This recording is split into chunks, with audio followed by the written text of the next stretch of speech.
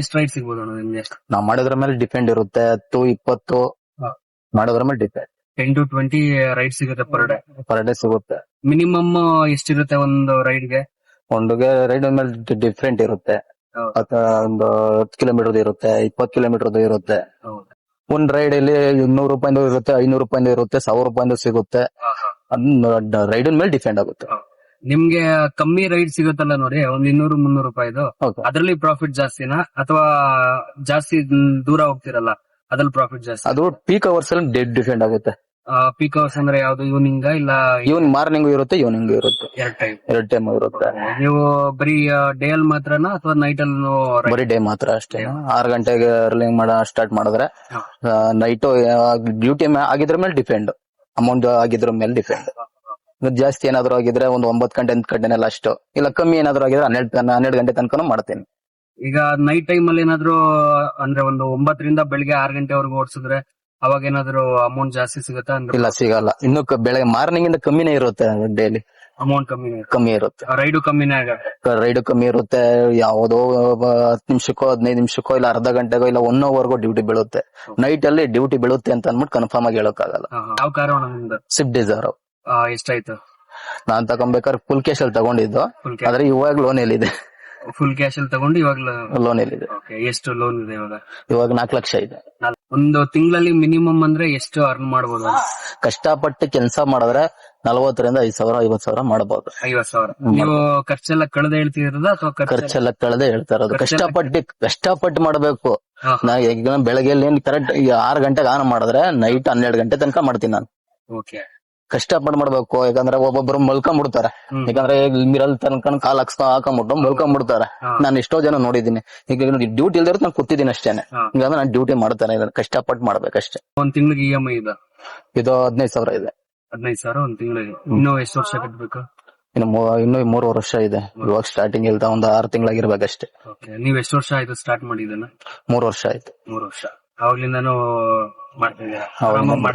ಆರಾಮ ಮಾಡ್ತಾ ಇದ್ದೀನಿ. ಈಗ ಆಷಾಢ ಬಂತಲ್ಲ, ಸ್ವಲ್ಪ ಡ್ಯೂಟಿ ಕಮ್ಮಿ. ಆಷಾಢದಲ್ಲಿ ಡ್ಯೂಟಿ ತುಂಬಾ ಕಮ್ಮಿ ಆಗ್ಬಿಡುತ್ತೆ. ಏನ್ ರೀಸನ್ಸ್? ಈಗ ಯಾರು ಇವಾಗ ಫಂಕ್ಷನ್ಗಳು ಯಾವ ಇರಲ್ಲ, ಅದರಿಂದ ಸ್ವಲ್ಪ ಕಮ್ಮಿ ಆಗ್ಬಿಟ್ಟಿರುತ್ತೆ. ಈಗ ಅಕಸ್ಮಾತ್ ಏನಾದ್ರು ಇವಾಗ ನೆನ್ನೆನೋ ರಜಾ, ಇವತ್ತು ರಜಾ, ನಾಳೆನೋ ರಜಾ, ಡ್ಯೂಟಿ ಕಮ್ಮಿ ಇದೆ. ಏನ್ ಓದಿರೋದಣ್ಣ ನೀವು? ನಾ SLC ಓದಿದ್ದೀನಿ. SLC ಓದಿ ಒಂದ್ ಕಾರ್ ತಗೊಂಡು ಕ್ಯಾಶ್ ಅಲ್ಲಿ ಆರಾಮಾಗಿ ಮಾಡ್ತಾ ಇದೀರಾ.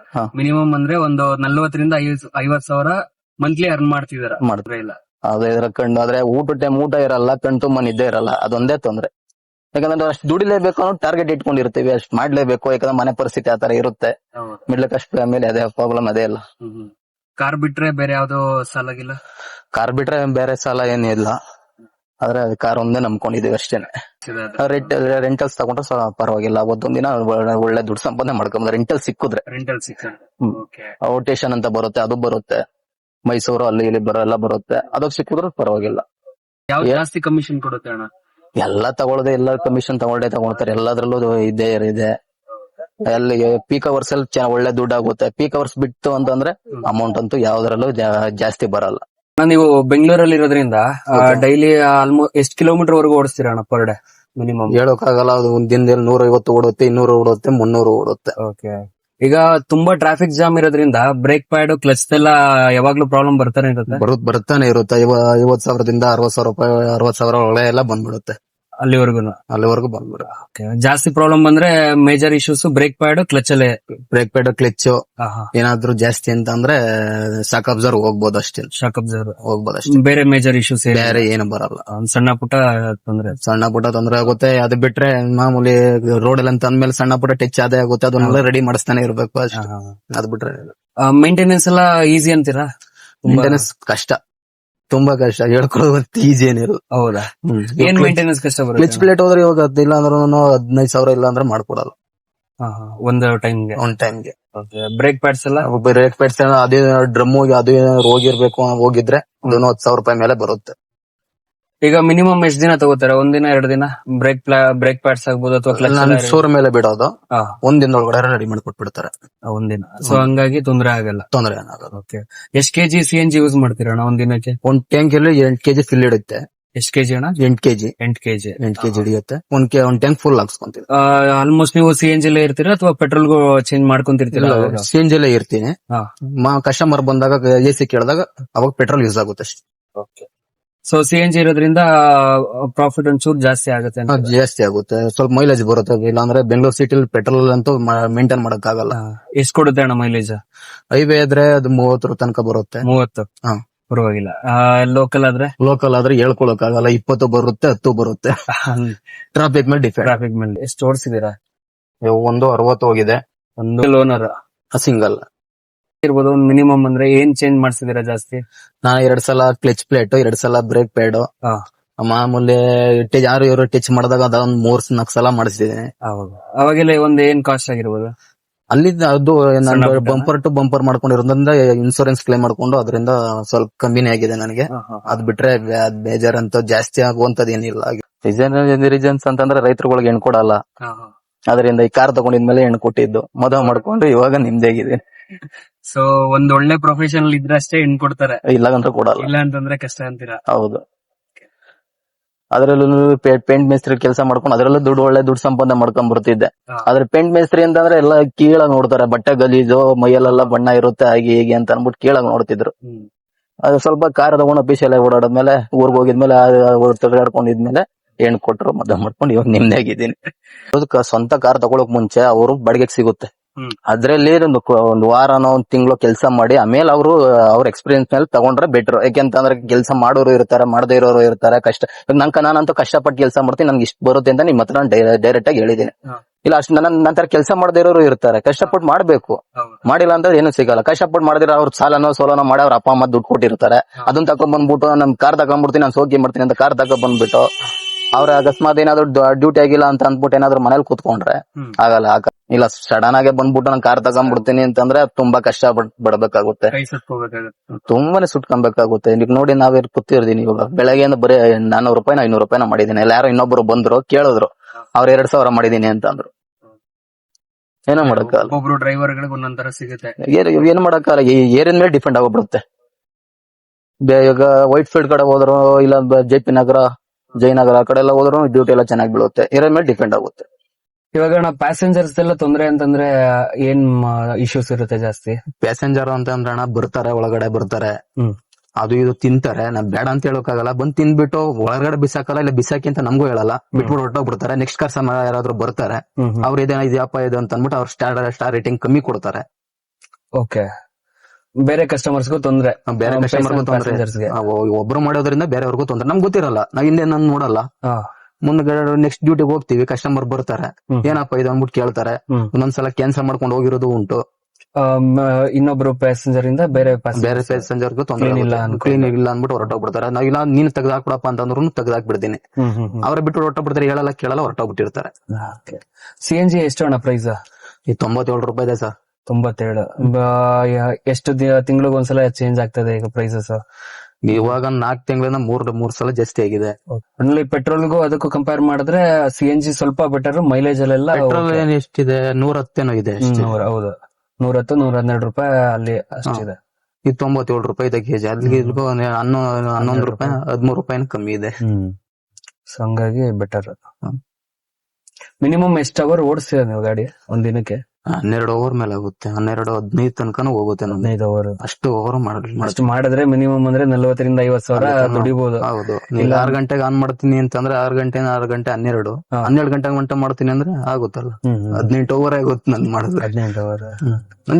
ನನ್ ನಿಜ ಆನೆಸ್ಟ್ ಆಗಿ ಹೇಳ್ತೀನಿ, ನಾನು ಹೋಗೋದೆ 12 ಗಂಟೆ ಮೇಲೆ, ಮಲ್ಕೊಳ್ಳೋದೆ 1 ಗಂಟೆ, ಊಟ ಮಾಡಿ ಮಲ್ಕೊಳ್ಳೋದೆ 1 ಗಂಟೆ ಹೋಗ್ಬಿಡುತ್ತೆ. ಮತ್ತೆ 6 ಗಂಟೆಗೆ ಎದ್ದು ಬರ್ತೀನಿ ನಾನು.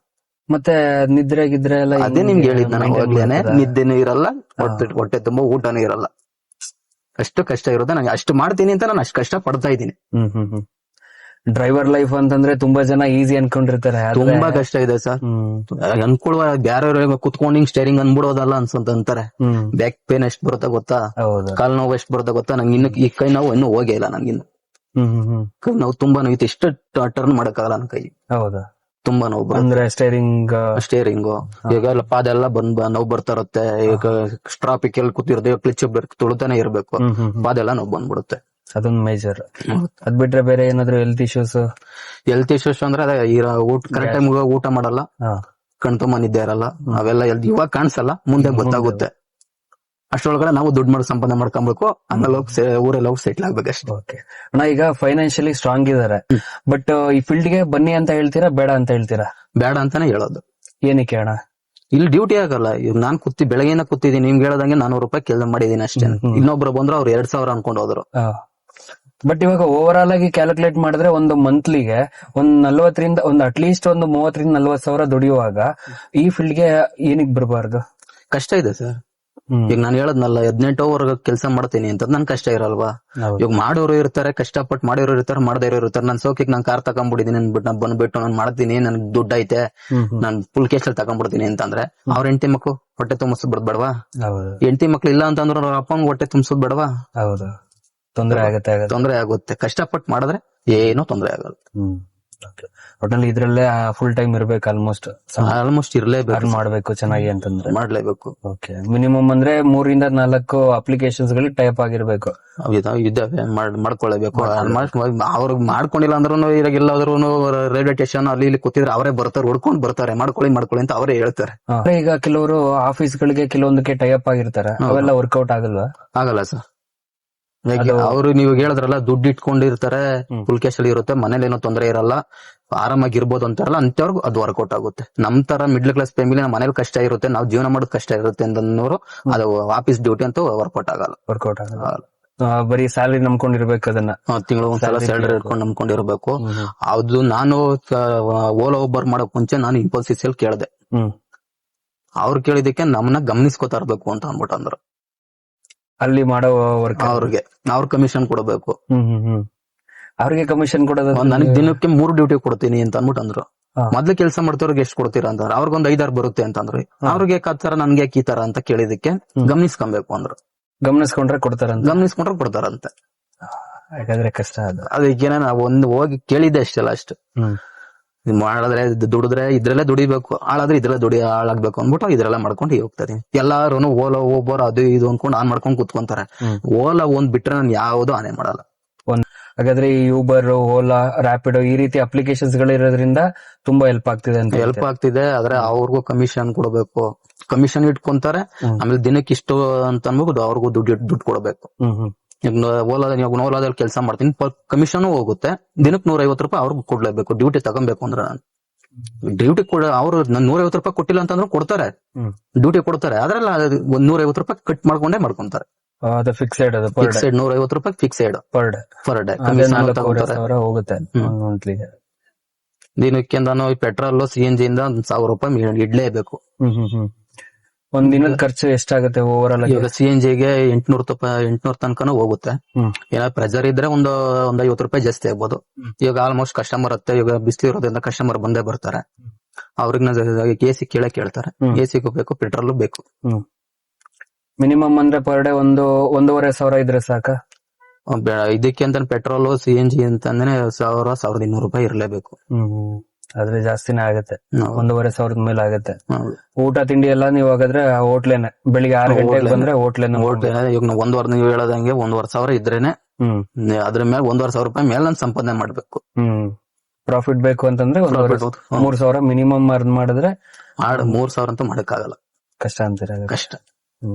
ಎಲ್ಲೋ ಅಪರೂಪಕ್ಕೆ ಕೆಲವೊಂದ್ ದಿನಗಳಲ್ಲಿ ಅಷ್ಟೇ. ಈಗ ನಾಳೆ ಭಾನುವಾರ ಐತೆ, ನಾಳೆ ಆಗುತ್ತೆ, ಸೋಮವಾರ ಆಗುತ್ತೆ.